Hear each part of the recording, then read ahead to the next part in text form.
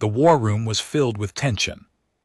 Commander Zixel stood before the holographic display, his four insect-like eyes scanning the red marks that covered the star map. Each red mark was a battle lost, each one was thousands of lives gone forever. Another fleet destroyed, said General Thyra, her crystalline body shimmering with anger. That makes 3 in 2 weeks. The Corveth Empire is crushing us. Zixel clicked his mandibles together, a sign of frustration among his people. The Vrexi were known as great warriors, but even they were losing against the Corvath. The enemy was too strong, too many, and too ruthless. What about reinforcements? Asked Ambassador Selin, his water-filled suit bubbling as he spoke. The Tethans were peaceful by nature, but even they had joined this desperate war. We have pulled every available ship, Zixel replied. The humans have sent their forces too, but he did not finish the sentence. Everyone in the room knew what he meant. The humans were new to galactic society. They had only joined the Galactic Council 80 years ago. They were weak. Their technology was basic and their ships were small. They tried hard, but they were not enough to change the war. The humans are enthusiastic. I will give them that, General Thea said with something like a smile, but enthusiasm does not win wars. We need weapons. We need numbers. We need miracles. Old historian Krell shuffled forward. He was ancient even by Vrexi standards, his exoskeleton covered in the scars of 5 different wars. He rarely spoke at war councils anymore, but when he did, people listened. Speaking of miracles, Krell said slowly, has anyone told our new allies about the ghost ship? Zixel turned to the old historian. What ghost ship, Krell? We do not have time for stories. Oh, but this is a human story, Krell replied, his eyes twinkling with something that might have been amusement. I studied their history. When they first joined us, they have many legends, but one caught my attention. They call it the Eternal Vigil. Ambassador Chen, the human representative, suddenly became very still. He had been quiet during the whole meeting, but now every eye turned to him. It is nothing, Chen said carefully, just an old tale from our early days in space. Tell us anyway, General Thyra commanded. We could use something to lift our spirits, even if it is just a fairy tale, Krell continued, clearly enjoying himself. According to the legend, when humanity first encountered hostile aliens 200 years ago, they were almost destroyed. They were weak, unprepared, and terrified, so they built a ship in secret. They called it the Eternal Vigil, and they poured everything they had into it, every weapon, every technology, every desperate hope. And Zixel asked, despite himself being curious, and the ship disappeared.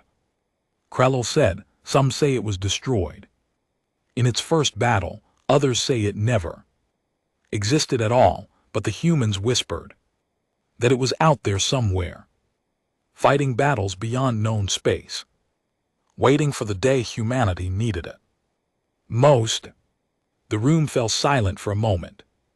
Then someone laughed. It started with General Thyra, then spread to others.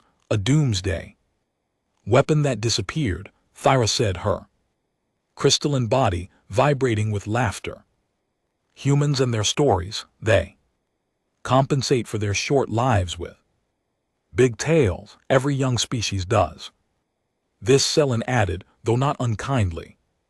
They create myths to make themselves feel stronger. It is natural. Zixel looked at Ambassador Chen. The human's face was unreadable, showing neither anger at the mockery nor agreement with The legend, he simply sat there calm and quiet. Ambassador Chen, Zixel said. Is there any truth to this story? Chen took a long moment before answering. Every legend has some truth at its core, Commander, but right now we should focus on the real war in front of us.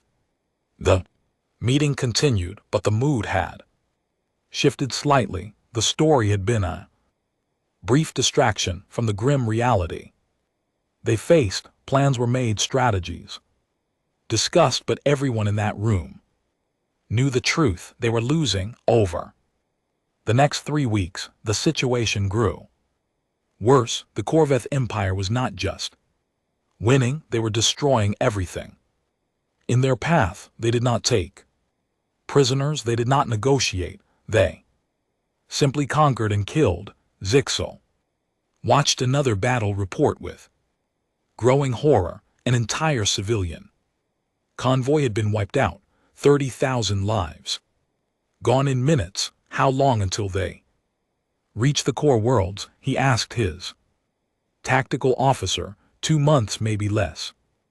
They are moving faster than we predicted. 2 months. After that, billions would die. The Galactic Council, which had stood for 1,000 years, would fall, and there was nothing they could do to stop it. In his private quarters that night, Zixel could not sleep. He kept thinking about that stupid human legend, a magic ship that would appear when needed most. He almost laughed at himself for even remembering it. Fairy tales did not win wars. His communication panel beeped. An emergency signal. Commander, you need to see this, his officer said, voice shaking. The Corvettes are launching their final offensive. Every ship they have. They are heading straight for the Sigma threshold. Zixel felt his blood run cold. The Sigma threshold was a cluster of 7 planets. Over 10 billion people lived there. If it fell, the war was over. Mobilize everything, he ordered. Every ship, every weapon, everyone who can fight. We make our stand there. Within hours, the Galactic Council had issued a desperate call across all of known space. Every species, every government, every military force that could help was begged to come. The message was simple and terrible. This is our last stand. If we fall here, we all fall. The human fleet arrived first. It was small, only 16 ships, but they came at full speed, ready to fight and die if needed. Admiral Sarah Okonkwo, their commander, met with Zixel on his flagship. We are grateful you came, Zixel said honestly. I know your fleet is small, but every ship matters now. We will do what we can, Okono replied. She was a tall woman with gray hair and eyes that had seen too much war. Humanity does not abandon its allies. As she turned to leave, Zixel could not help himself. Admiral, may I ask you something? Of course. That legend, the ghost ship, the Eternal Vigil, is there any truth to it? Admiral Okonkwo stopped. For a long moment she did not move. Then she looked back at him, and there was something in her eyes. Not amusement, not mockery, something else entirely. Commander, she said slowly, what do you really know about human fairy tales? That they are stories for children, Zixel replied. Perhaps, Okono said, but in human fairy tales there is always truth hidden beneath the fantasy. Always. She left before he could ask what she meant. The next day, sensors detected the Corvette fleet, 400 warships, the largest force ever assembled in galactic history, came out of hyperspace at the edge of the system. At their center was the Extinction Dawn, a dreadnought so massive it had its own gravity field. Zixel looked at his own forces, 150 ships, many of them damaged from earlier Battles, they were outnumbered, outgunned and out of miracles, all. Ships, he broadcast, prepare for battle. Today we fight for everything we love. Today we hold the line, as the two fleets moved toward each other. Zixel allowed himself one last thought about that human legend. He wished just for a moment that fairy tales could be real. He would soon discover they could. The first shots of the battle lit up the darkness of space like a deadly fireworks show. Plasma bolts and missiles streamed between the two fleets, and ships began to die. Admiral Sarah Iconqua watched from the bridge of her flagship, the UHNS Defiant. It was one of the largest ships in the human fleet, but compared to the Corvath vessels, it looked like a child's toy. Her hands gripped the armrests of her command chair, but her voice stayed calm. All human vessels, Delta formation, target their cruiser line, fire when ready. Her 16 ships moved like a school of fish. Quick and coordinated, they fired their rail guns and missiles, focusing all their firepower on a single Corvette cruiser. The enemy ship's shields flickered, then failed. Explosions rippled across its hull. Target destroyed. Her tactical officer reported. Good, Akono said. Pick the next one. But for every enemy ship they destroyed, 10 more remained. The Corvette fleet moved forward like a metal tide, unstoppable and merciless. The Council ships fought bravely, but they were dying. A Vrexy destroyer exploded to her left. A teen carrier lost power and began drifting helpless. Admiral, we are receiving heavy casualties, her communication officer said. The Luminari Third Fleet has lost half its ships. They are requesting support. Send the Vancouver and the Tokyo, Akonqua ordered, and tell them to hold their position. She knew it was hopeless. They all knew it, but humans had learned long ago that sometimes you fought not because you could win, but because surrender was unthinkable. Her private communication panel lit up. A direct transmission from Earth coded. At the highest level, she switched it on. Admiral Akinquo, the voice of fleet. Admiral Richard said, "You are authorized to implement protocol fairy tail. Hold your position for 72 hours. Help is coming." Akono felt something she had not felt in years. Hope. Confirmed, sir. We will hold. Transmission ended. She sat back in her chair, and for the first time in days, she smiled. Her bridge crew noticed. Immediately, Admiral, her first officer, asked, confused, "Is everything all right?" "Better than all right, Commander," she said. "Tell the fleet to dig in. We just need to hold for 3 days, Smurl. I do not think we have 3 hours. We will have 3 days," she said firmly. "Trust me." Commander Zixel was not having a good day. His flagship had taken damage. His shields were at 40%. And he had just watched another 12 ships die in a coordinated Corvette strike. The enemy was pushing them back, forcing the Council fleet into a tighter and tighter defensive sphere. "We cannot hold," General Thyros shouted over the communication link. "We need to retreat." "Retreat to where?" Zixel shot back. "Behind us are 7 planets and 10 billion people. There is nowhere to go." His tactical display showed the ugly truth. They had been fighting for 36 hours. They had lost half their fleet. The Corvath were preparing their final push, and when it came, nothing would stop them. He opened a channel to Admiral Akinquo. The human ships were still fighting, still moving with that strange confidence. It made no sense. "Admiral, we're dying out here," he said, not caring if he sounded desperate I need to know, what are you hiding? A cone appeared on his screen. She looked tired. Her uniform was dirty with smoke and sweat, but she was still smiling.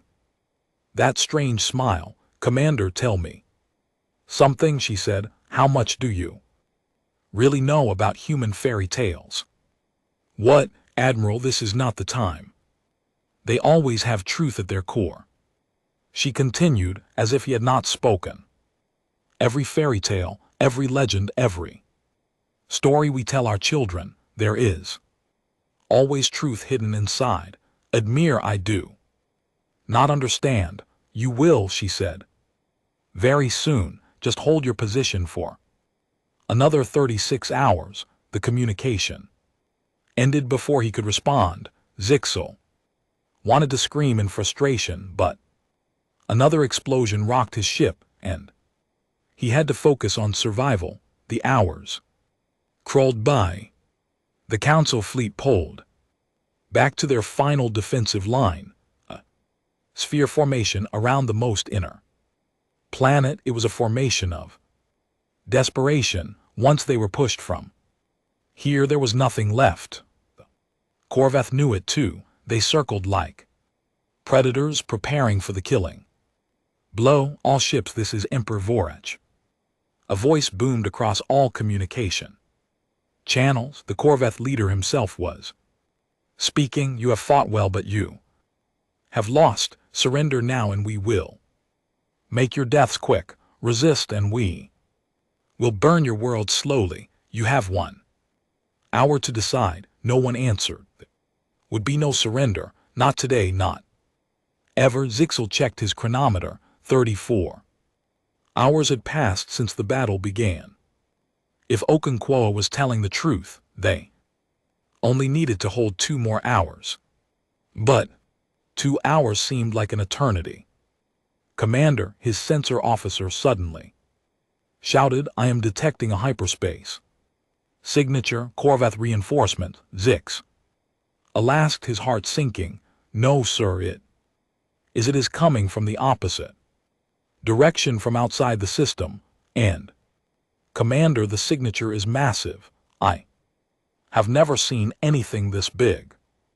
Every sensor in the fleet turned toward the edge of the system. Every screen showed the same impossible reading. Something enormous was about to drop out of hyperspace, something that made even the Corvette dreadnought look small. What is it? General Thyra demanded. What could be that large? Space itself seemed to tear open, a wound in reality, bleeding light and energy, and then sliding out of hyperspace like a knife.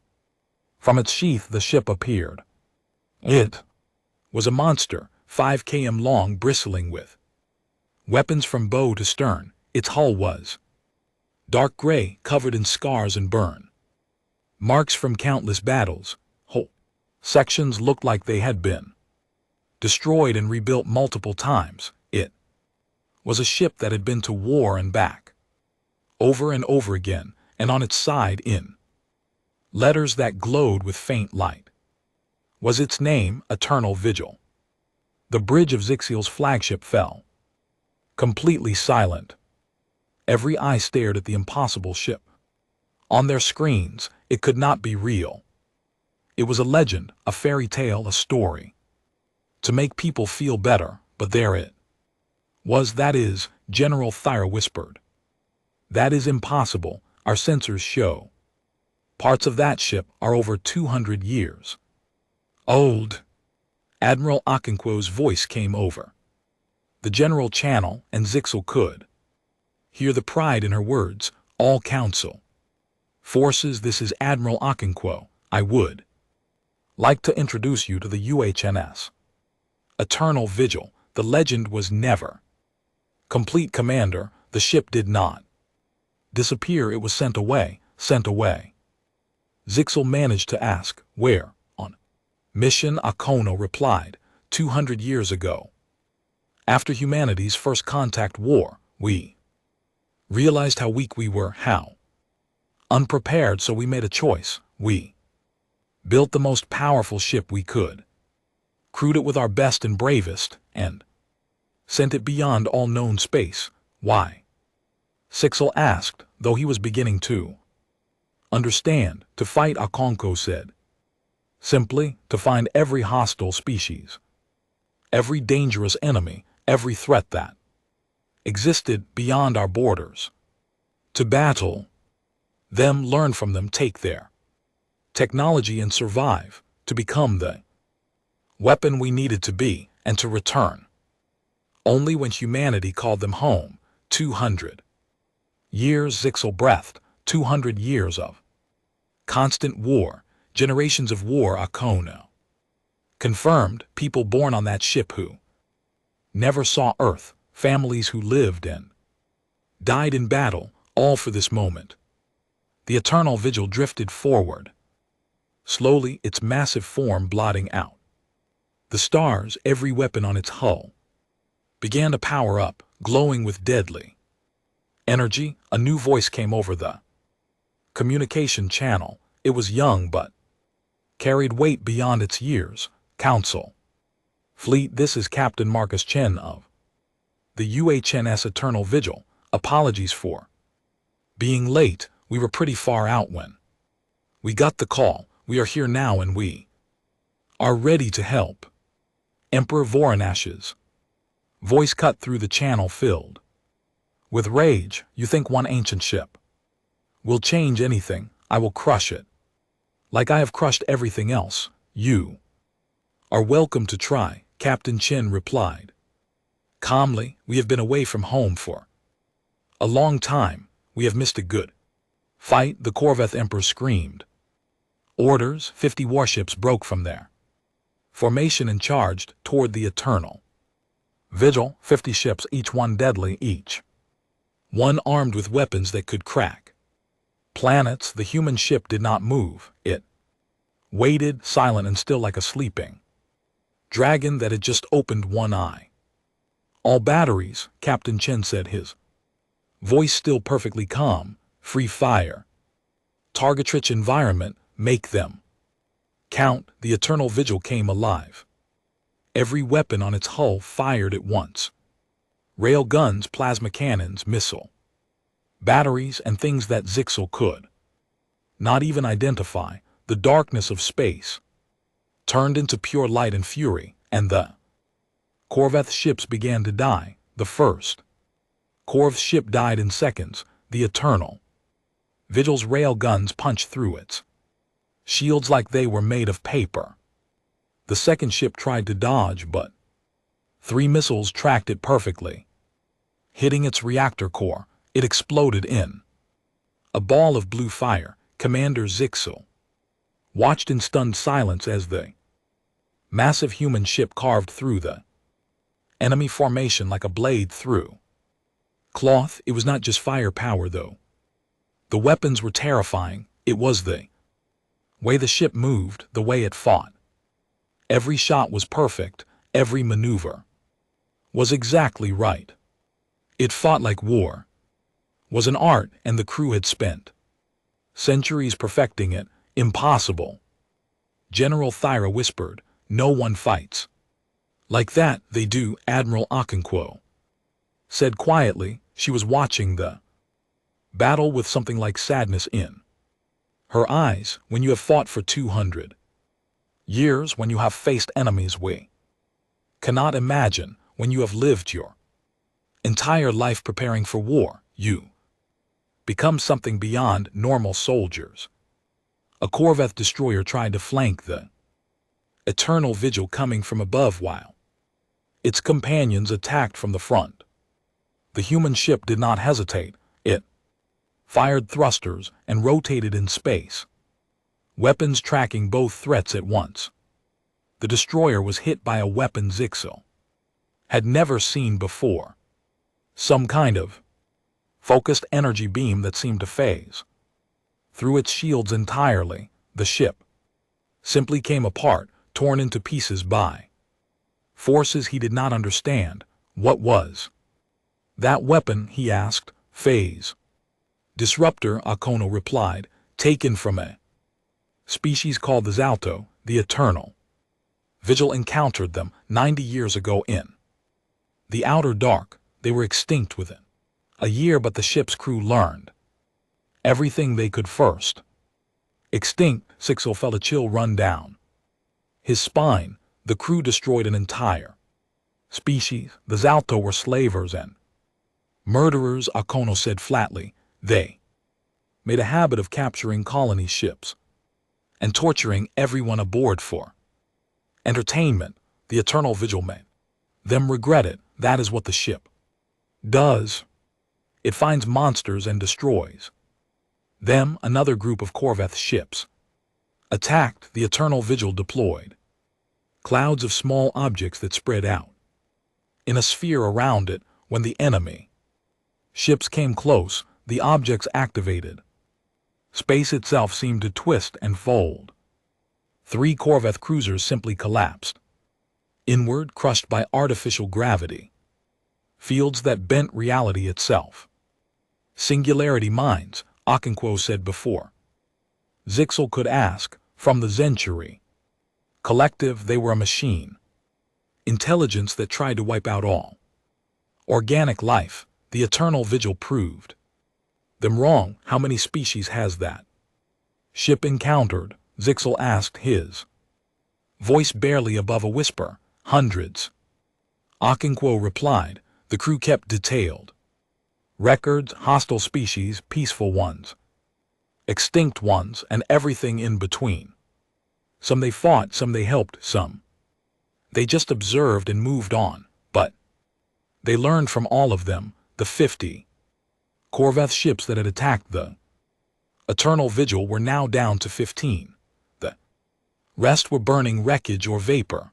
The survivors tried to retreat, but the human ship pursued them with cold efficiency. None escaped. Emperor Voresh's voice boomed across all channels. Impossible. Nothing can fight like that. What are you, Captain Marcus? Chen's reply was simple. We are what happens when humanity gets 200 years to learn how to kill things that want to kill us. We got very, very good at it. The Corveth fleet hesitated. For the first time in the war, they showed fear. They had thought themselves unstoppable. They had crushed 3 separate galactic fleets, but this single human ship had destroyed 50 of their best vessels in minutes. All council ships. Zixel broadcast, finding his voice again. Attack now while they are confused. And GT for everyone who has fallen. And GT.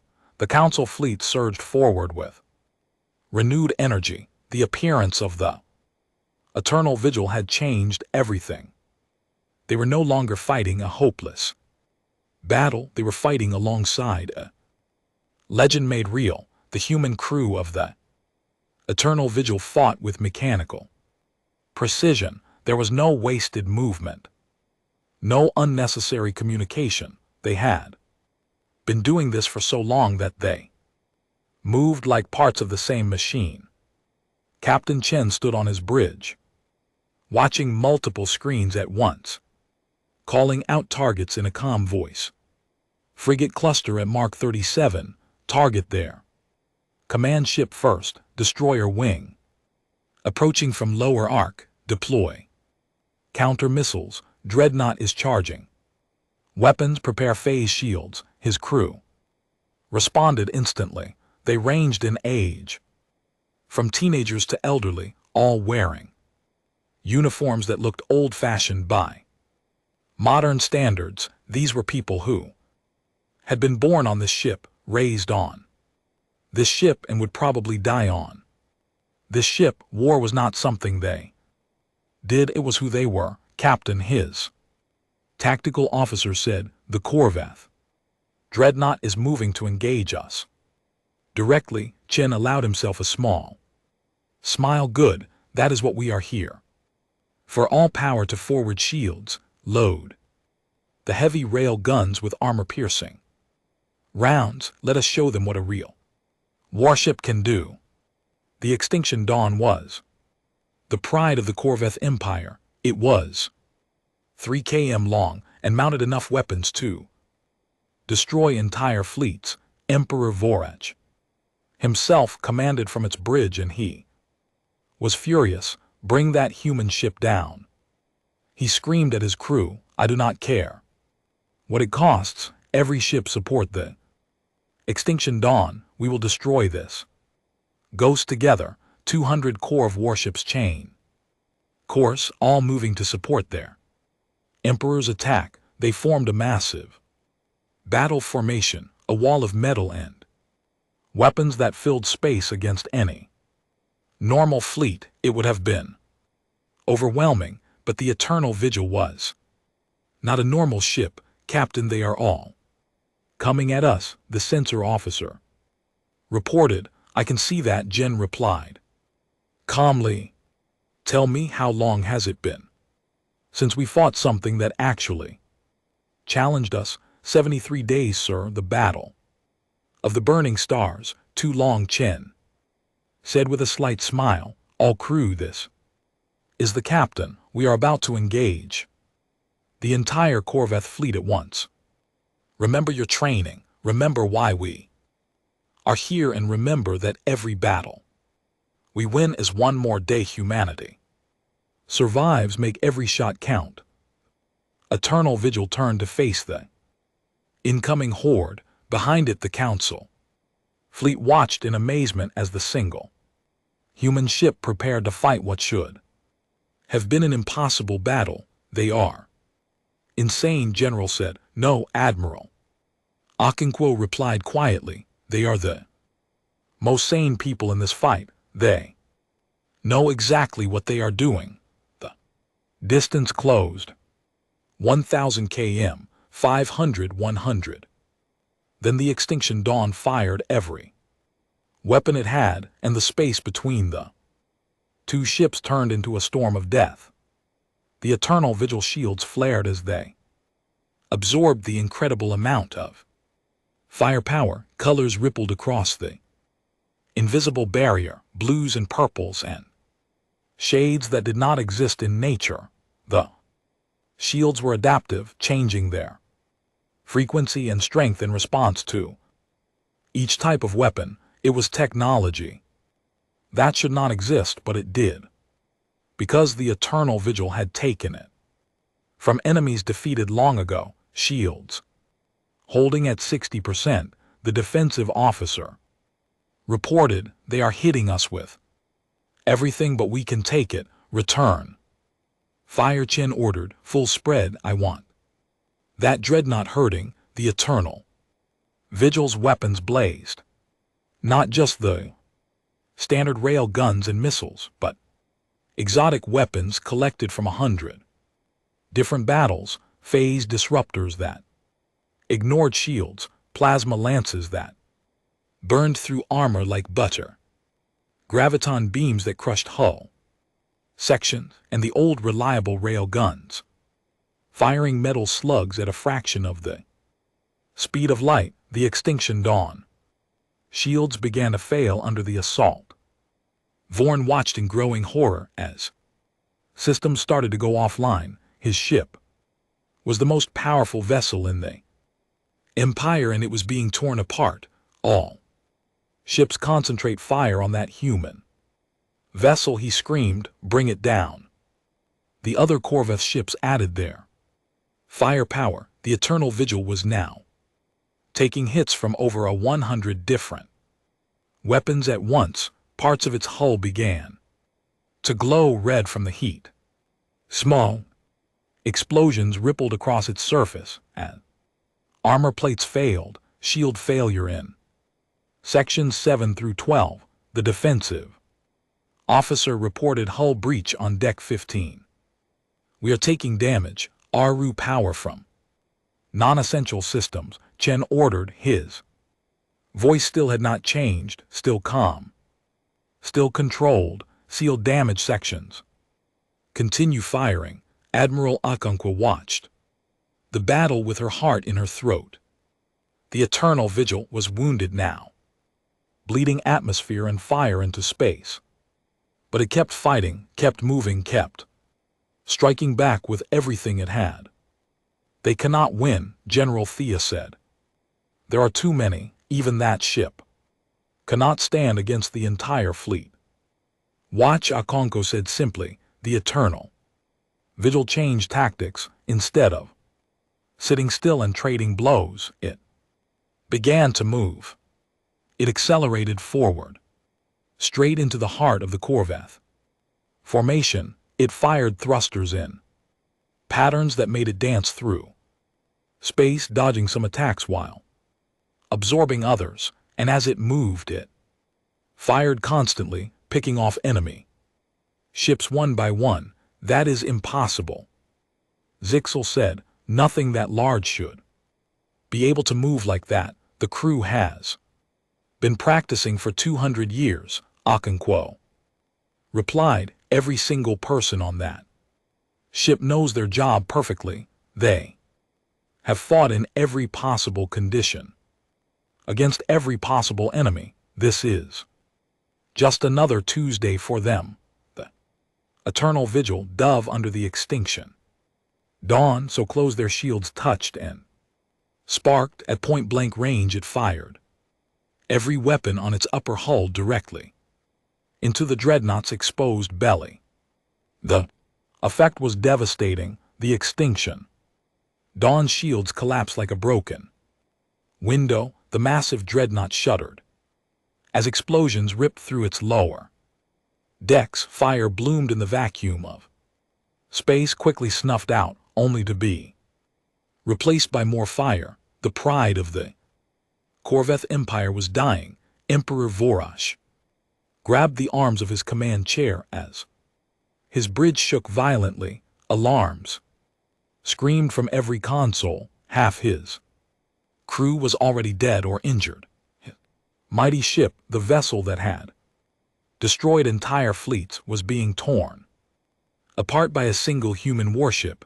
All power to weapons, he screamed. If we die, we take them with us. But the Eternal Vigil was already moving away, sliding out from under the stricken dreadnought with the grace of a dancer. As it emerged, it fired one last salvo into the extinction dawn's exposed reactor core. The dreadnought exploded, not all at once, but in a cascade of detonations that traveled through its entire length. The explosion was so bright that every ship in the system had to dim their viewscreens. When the light faded, the extinction dawn was gone. The Emperor was gone. The Corvette Empire's greatest weapon was nothing but debris. For a moment, the entire battlefield fell silent. Both sides seemed unable to believe what had just happened. Then the Corvette fleet broke. It started with one ship, a cruiser that turned and fled into hyperspace. Then another, then 10, then 50. The Corvette had never known true defeat before. They had always been the stronger force, the unstoppable empire. But their emperor was dead. Their greatest ship was destroyed, and this human vessel had done it all. They ran. All ships pursue, General Thera shouted triumphantly. Do not let them escape. But Commander Zixel raised his hand. No, let them go. We have one. That is enough. The council ships held position as the Corvette fleet scattered and fled. Within minutes, the system was clear of enemy vessels. The battle was over. Zixel turned his attention to the Eternal Vigil. The human ship was drifting now, its engines dark. Whole sections of the hull were torn open, exposing corridors and rooms to vacuum. Small fires still burned in some areas. The ship looked like it had been through a war which he supposed it had. Open a channel to the Eternal Vigil, he ordered. The communication screen flickered, showing Captain Marcus Chen. The young man's uniform was torn and burned. Blood ran down the side of his face from a cut above his eye. Behind The bridge was a scene of chaos. Sparking consoles, injured crew members being carried away, and smoke filling the air. Captain Chen Zixel said, "Your ship is heavily damaged. Do you need assistance?" Chen wiped the blood from his face and smiled tiredly. "We have had worse, Commander, but yes, we could use some help with repairs and medical teams if you have them. We lost a lot of good people. Today, they will be there immediately." Zixel promised. "Captain, I do not have words. You saved us all. Your crew saved billions of lives. We did our job," Chen replied simply. "It is what we were sent to do." Admiral Okonkwo's face appeared on the split screen. "Marcus, it is good to see you alive. Your grandfather will be relieved." Chen's tired face brightened a bit. "Grandfather is still alive. How is he?" "Old and stubborn like all Chen men," Okonkwo said with a slight smile. "He is on his way here now. He wanted to see you the moment we received word that you were coming home." "Home," Chen repeated softly as if the word was foreign to him. "We have been gone so long. I was not even born when the ship left Earth. None of my crew was. This is going to be strange." Zixel ordered his best rescue and repair teams to the Eternal Vigil immediately. As his ships approached the massive human vessel, he got his first real look at what 200 years of constant war had done to it. The ship was a patchwork of technologies. Some sections were smooth and modern, recently rebuilt. Others were scarred and ancient, bearing the marks of battles from decades ago. The hull was covered in small plaques and memorials, thousands of them, each one marking a crew member who had died in service. Council rescue teams boarded through the damaged sections. What they found inside amazed them. The Eternal Vigil was not just a warship. It was a city, a community, a home. There were gardens growing in the lower decks, providing food and air, schools where children learned not just normal subjects but also tactics, engineering, and survival, medical bays that doubled as nurseries, recreation rooms with old movies and music from Earth, kept alive for generations who had never seen their home world. There were memorial halls with walls covered in names, 7 generations of crew members, all listed with their birth dates, death dates, and the battles they had died in. Over 10,000 names in total, families who had served together, fought together, and died together. "This is incredible," said Medical Officer Selin as he walked through the corridors with his team. "These people built an entire society inside a warship. They had no choice." Admiral Okonkwo said she had come aboard personally to help coordinate the rescue efforts. When the Eternal Vigil left Earth, everyone knew it might be gone. For centuries, the crew had to be self-sufficient. They had to be able to survive, to maintain the ship, to continue the mission even as the original crew died and their children took over. "How many crew members are there now?" Zixel asked. He had joined the boarding party, curious to see this legendary ship with his own eyes. 3,000, Okonkwo replied, down from 4,000 when they left.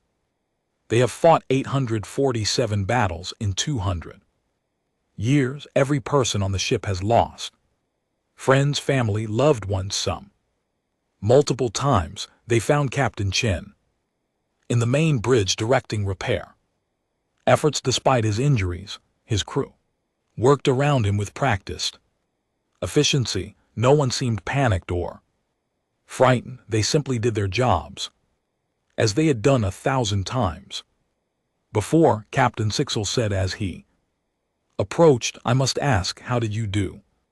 Vid. How did you fight for so long? Without going mad, without giving up. Chen looked at him with eyes that seemed far older than his 45 years, because we knew someday someone would need us. That was the promise made to the first crew. Passed down to every generation. We would go out into the dark, we would fight monsters, we would become the weapon humanity needed, and when the call came we would answer. Today we kept that promise, at great cost. Zixel observed, looking at the damage around them. War always costs, Chen replied quietly, but the cost of not fighting would have been greater. Your people would have died, your worlds would have burned. We could not allow that. Ambassador Chen arrived several hours later on a fast courier ship. He was old, now his hair white, his face lined with age, but he moved quickly as he was escorted to the bridge of the Eternal Vigil. When he saw Captain Marcus Chen, he stopped. For a long moment the two men just looked at each other. Then the old ambassador crossed the bridge and pulled his grandson into a hug. You came back, Ambassador Chen said, his voice thick with emotion.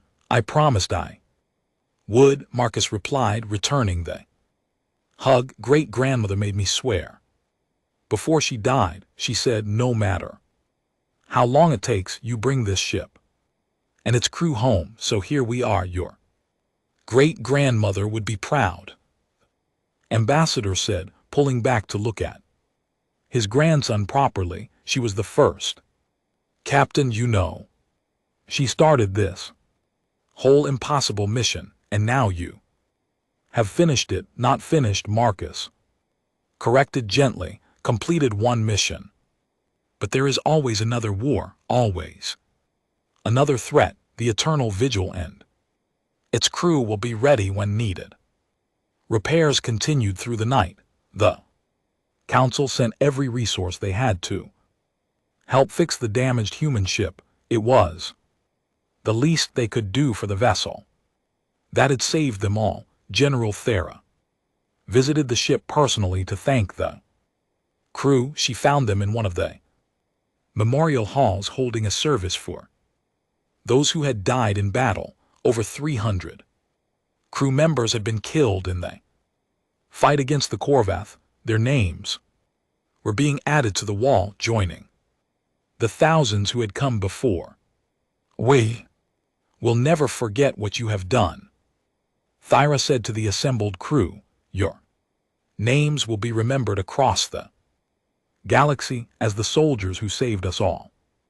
An older woman stepped forward. She had gray hair and carried herself with quiet dignity. We do not need fame or recognition, General. We did what needed to be done. That is enough. May I ask?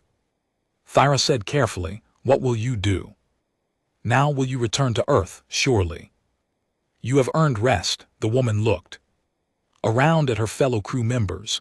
They ranged from children to elderly, all wearing the same old-fashioned uniforms, all bearing the same calm acceptance in their eyes. Earth is our home, she said slowly, but the Eternal Vigil is our life. We were born to fight, raised to protect. When the ship is repaired, we will do what we always do. We will go back out into the dark. We will find the next threat before it finds you, and when you need us again, we will answer the call. Zixil, who had been listening quietly, felt a chill run through him. These humans were not normal soldiers. They were something else entirely, something humanity had created out of necessity and desperation. They were warriors born from 2 centuries of endless war, and they would never stop fighting because fighting was all they knew. The galaxy is lucky, he said quietly, that you are on our side. The woman smiled slightly. Yes, yes, it is. 3 weeks after the battle, the galactic Council held a ceremony in the grand hall of their central station. Representatives from every member species filled the massive chamber. Humans, Vrexi, Luminari, Tetans, and dozens of others stood together, united by their recent victory and shared survival. Commander Zixel stood at the center podium, his voice carrying through the hall. Today we honor those who saved us. Crew of the UHNS Eternal Vigil fought. When we thought all was lost, they stood between us and destruction. They showed us that legends can become reality. Captain Marcus Chen stood with his senior officers near the front. They wore dress uniforms that looked clean and crisp, but Zixel could still see the tired weight in their eyes. Some wounds took longer to heal than others. The Council awarded humanity a permanent seat on the High Council, the first time in 2 centuries that a new species had been granted such an honor. They also granted the Eternal Vigil and its crew full access to Council technology and resources, though General Tyra added, with a slight smile, I suspect they already have most of our technology. Through other means, laughter rippled through the hall. It was true that Eternal Vigil's own collection of alien technology far exceeded what the Council possessed. 200 years of scavenging from defeated enemies had given the ship capabilities that no one else could match. After the ceremony, Zixel found Admiral Okonkwo standing by one of the large windows overlooking space. In the distance, the Eternal Vigil hung in orbit, still undergoing repairs. New hull plates were being installed, weapons were being recalibrated, and systems were being upgraded. They will be leaving soon, Okonkwo said without looking at him. So soon? Zixel was surprised. Their ship still needs work. They can finish repairs while traveling, Okonkwo replied. The crew is restless. They have been fighting for 200 years. Staying still makes them uncomfortable. They need to be out there patrolling, watching for threats. Zixel was quiet for a moment, then asked the question that had been bothering him since the battle. Admiral, may I ask you something personal? Of course. Do you think what humanity did was right, sending that ship out for 2 centuries, condemning generations of people to lives of constant war? Akono turned to look at him. Her expression was thoughtful, sad, but not regretful. Was it right? I do not know. Was it necessary? Absolutely. When we first encountered hostile aliens, we were almost destroyed. We were weak, unprepared, and terrified. We had 2 choices: become strong enough to survive or die. We chose survival, but the cost was high. Akono agreed. Every person on that ship has paid a terrible price, but because of them humanity survived. Because of them billions of humans live in peace, never knowing how close we came to extinction. And now, because of them, your people survived too. Was it worth it? Ask the 10 billion people on those planets we saved. Zixel had no answer to that. Later that day, he visited the Eternal Vigil one last time before it departed. Captain Chen showed him through the ship personally, taking him to places the official tour had not covered. They walked through the schools where children learned mathematics alongside weapons training, through the gardens where food grew under artificial lights, through the memorial halls where generations of dead were remembered, through the engineering bays where impossible technologies were studied and improved. This ship is more than metal and weapons, Chen explained. As they walked, it is our home, our history, our purpose. My Great-grandmother helped build it. My grandmother commanded it through the war of the burning nebula. My mother died defending it against the Zaltos, and now I command it. Someday my children will command it too. Does that not bother you? Zixel asked. That your children are destined for war before they are even born? Chen stopped and looked at him. Every species raises their children for something. Your people raise warriors, the Luminari raise artists and philosophers, the Tethrans raise peacekeepers, we raise protectors. Our children know exactly what they are born for, and they are proud of it. They carry on a legacy that has saved countless lives. They reached the bridge where the crew was preparing for departure. Chen gestured to the view screen which showed Earth in the distance, a blue-green planet that most of his crew had never visited. That is our home world, Chen said quietly. Beautiful, is it not? Most of my crew will never walk on its surface. They will live and die in space, fighting battles in places no one will ever hear about, but they do it so that planet and all the people on it can live in peace. That is what the eternal vigil represents: sacrifice, protection, the willingness to stand between the monsters and the innocent. You are leaving Earth again, Zixel observed. Where will you go out? Chen replied simply. Beyond the borders, into the dark spaces where threats breed. We will find them before they find you. It is what we do. Will we see you again? Chen smiled slightly. When you need us. When another threat rises that you cannot handle alone. When the legends need to become real again, we will be there. They shook hands, human and Vexi, warrior and warrior. Then Zixel left the ship and returned to his own vessel. Hours later, the eternal vigil powered up its engines. The massive ship turned slowly, orienting itself toward the edge of known space. Every council ship in the system stopped what they were doing to watch. This was history, the moment when the legend returned to the shadows. All ships, this is Captain Chen. His voice broadcast on open channels. Thank you for your hospitality. Thank you for the honor you have given us, but our work is not finished. There are still threats out there, still dangers that lurk beyond your borders. We will find them, we will fight them, and we will keep you safe until we meet again. Eternal Vigil, Zixel transmitted. May your weapons stay true and your crew stay safe. We appreciate that, Commander. Chen replied, but we have been at this for 200 years. I think we will be fine. The Eternal Vigil's engines flared bright blue. Then the ship jumped to hyperspace and was gone, leaving only a faint distortion in space.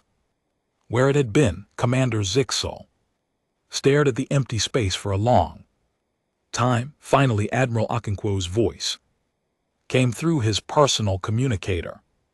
Quite a sight, is it not? She said. Admiral Zixel said slowly, I need to ask you something, and I need you to be honest with me. I will try. Does humanity have any other secrets like this? Any other fairy tales that might turn out to be real? There was a long pause. When Okonkwo spoke again, he could hear the smile in her voice. Commander, humans have been telling stories for thousands of years. We have legends about ancient heroes, magical weapons, impossible victories, and monsters that lurk in the dark. Most of them are just stories meant to entertain or teach lessons, but not all of them.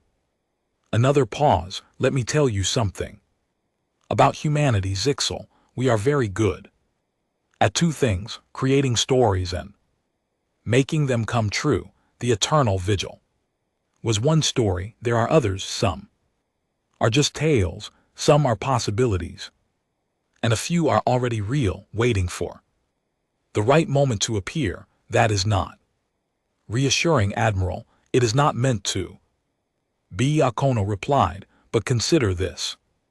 Would you rather be our enemy or our ally? Ally, Zixel said immediately.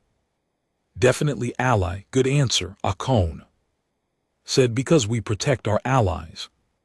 Always, no matter what it costs. That is the one thing you can always count on. With humanity, we remember our friends. The communication ended, leaving Zixel alone with his thoughts. He pulled up a report on his console, one that had just come to his attention. It was from Council Intelligence, compiled from various sources across human space. Report detailed rumors, half confirmed, sightings and classified information about human military projects. There were mentions of 3 more ships, similar to the Eternal Vigil, under construction in hidden shipyards. There were whispers of autonomous warships that patrolled the edges of human space, attacking anything hostile without orders. There were stories of human special forces that operated beyond all known territories, dealing with threats before they could become problems. And at the bottom of the report, one line stood out. Recommendation: do not antagonize humanity. Their public military is formidable. Their hidden capabilities are unknown and possibly far more dangerous. Zixel closed the report and looked out at the stars. Somewhere out there, the Eternal Vigil was hunting. Somewhere out there, other human ships were doing the same, and somewhere in human space, more weapons were being prepared, more plans were being made, more legends were being crafted. He had asked Admiral Okonkwo if humanity had other fairy tales. He realized now that was the wrong question. The right question was how many of those fairy tales were already real, and perhaps, more importantly, did he really want to know the answer? In a hidden shipyard in the Oort cloud of the Sol system, 3 enormous ships rested in their construction cradles. Each one was 5 km long, bristling with weapons powered by reactors that could run for centuries. They were nearly complete, perhaps 5 years from launch. Their names were already chosen: Eternal Vigil 2, Eternal Vigil a third, and Eternal Vigil of 4. A human admiral stood on the observation deck, watching construction crews work on the massive vessels. She was young for an admiral, but her eyes held the same calculating intelligence that all successful military leaders possessed.